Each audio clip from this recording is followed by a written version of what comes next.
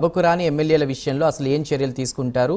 దీనికి సంబంధించి కూడా మనం మాట్లాడుతున్నాం. అయితే ఇప్పుడు ముఖ్యంగా ఇక్కడ జరుగుతున్నటువంటి చర్చకి సంబంధించి కూడా కూటమి ప్రభుత్వం అన్ని శాఖలకు సంబంధించి కూడా సామాన్యులకు భారీ ఊరటగా ఈ బడ్జెట్ ఉంటుందని చెప్తున్నప్పటికీ కూడా ఇది ఒక అంకెల గారడీ అని వైఎస్ఆర్సీపీ చెప్తున్న నేపథ్యంలో 2047 విజన్ స్వర్ణాంధ్ర దిశగా కూడా ముందుకు వెళ్తున్నాం.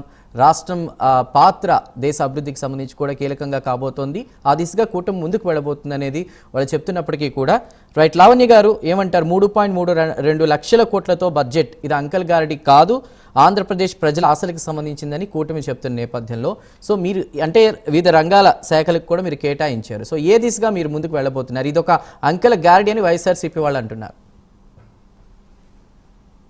అంకెల గారడి ఆయన చేయడం అనేది అది ముందున్నటువంటి వైసీపీ ప్రభుత్వంలో ఎవరైతే ముఖ్యమంత్రిగా చేశారో అది అతనికే బాగా తెలుసు. గారడి అని వాళ్ళు అంటున్నారు కానీ ప్రజలు ఏమనుకుంటున్నారు? ముందు కొన్ని 10 లక్షల కోట్లకు పైగా అప్పుల్లో ఉన్న రాష్ట్రాన్ని గౌరవ ముఖ్యమంత్రి చంద్రబాబు నాయుడు గారు ఎలా ఇప్పుడు సంక్షేమ పథకాలు ఒకవైపు ఇస్తూ రాష్ట్రాన్ని కష్టాల నుంచి గట్టెక్కిస్తూ ప్రజలకి ఎన్నో కష్టాలను తీర్చే విధంగా చేస్తున్నారు, ఎన్నో పథకాలని చేస్తున్నారు. అలాగే విద్యాశాఖ మంత్రి అయినటువంటి లోకేష్ గారు కూడా ఎన్నో కంపెనీల్ని ఈ రోజు మన రాష్ట్రానికి తీసుకురావడం జరిగింది.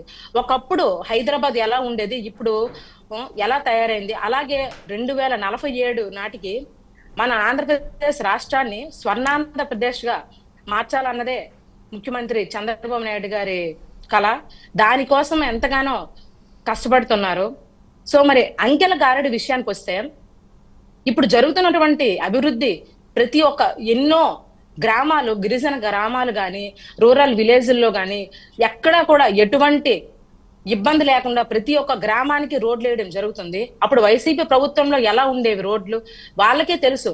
మరి అంత విసిగి చెంది ప్రయాణాలు చేసి విసిగి చెందారు కాబట్టే వాళ్ళ ఓటు ద్వారా వాళ్ళకి ఏ ప్రభుత్వం కావాలన్నది నిరూపించుకున్నారు.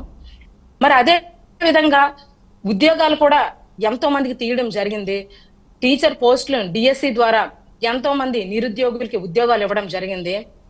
మరి అదే విధంగా ఇప్పుడు కంపెనీలను తీసుకువచ్చి ఎన్నో లక్షల మంది నిరుద్యోగ యువతలకు కూడా ఉద్యోగాలు ఇచ్చే దిశగా అడుగులు వేయడం జరుగుతుంది.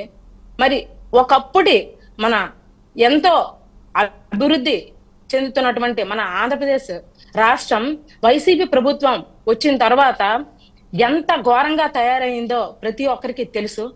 కాబట్టి ఈ రోజు ఒక ప్రపంచంలో ప్రఖ్యాత గాంచినటువంటి బిల్ గేట్స్ గారు కూడా మన రాష్ట్రానికి ఎంతో మన రాష్ట్ర అభివృద్ధిని చూసి ఈ రోజు ప్రశంసలు పొందే పరిస్థితి ఏర్పడిందంటే కేవలం మన ముఖ్యమంత్రి నారా చంద్రబాబు నాయుడు గారి వల్లనే.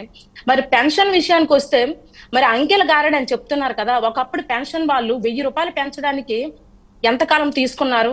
మరి ఇప్పుడు ప్రభుత్వంలోకి రాగానే కూటమి ప్రభుత్వం ఒక్కసారిగా బకాయిలతో కలిపి ప్రభుత్వం ఏర్పడిన వెంటనే కూడా ఇవ్వడం జరిగింది 7,000 ఒకేసారి. ఏ నిరుపేద కుటుంబం అయినా అంత డబ్బులు ఒకేసారి పెన్షన్ విధంగా చూస్తారా? చూడరు కదా.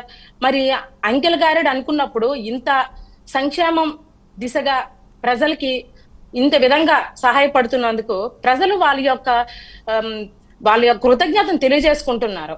ప్రతి ఒక్కరు కూడా పల్లెల్లో కూడా చాలా సంతోషంగా ఉన్నారు ఈ రోజు. ఎందుకంటే వాళ్ళకి ఒక నమ్మకం ఏర్పడింది, కూటమి ప్రభుత్వంలో ఖచ్చితంగా మాకు మంచి జరుగుతుంది. అలా కాదు లావణ్య గారు ఇప్పుడు కూటమి ప్రభుత్వం సూపర్ 6 హామీలు అమలు చేస్తోంది, ఆ దిశగా వెళ్తుందని చెప్తున్నారు మీరు. కానీ వైసీపీ వాళ్ళు ప్రతిసారి ప్రశ్నిస్తుంది ఒకటే, మహిళలకి ఆర్థిక భరోసాగా ఇస్తానన్న డబ్బులు ఎక్కడున్నాయి, నిరుద్యోగ భృతి ఎక్కడ అని చెప్పి వాళ్ళు ప్రశ్నిస్తున్నారు. సో దానికి మీరేమంటారు? అయితే ఇప్పుడు అలా అడిగిన వాళ్ళు కూడా అండి, వాళ్ళకి వస్తున్న స్త్రీ శక్తి ఎక్కడికి పోయింది?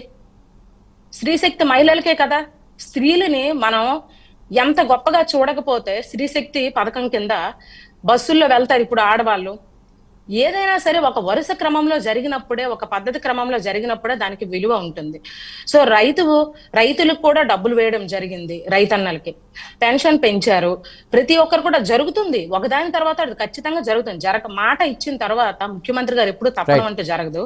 అది కూడా జరుగుతుందండి, త్వరలో ఖచ్చితంగా జరుగుతుంది. ఓకే ఓకే సరే, మొత్తం మీద సామాన్యులకి రైతులకి విద్యకి పెద్దపీట వేశారని కూటమి చెప్తోంది. వెంకటేశ్వర రెడ్డి గారు మీరేమంటారు?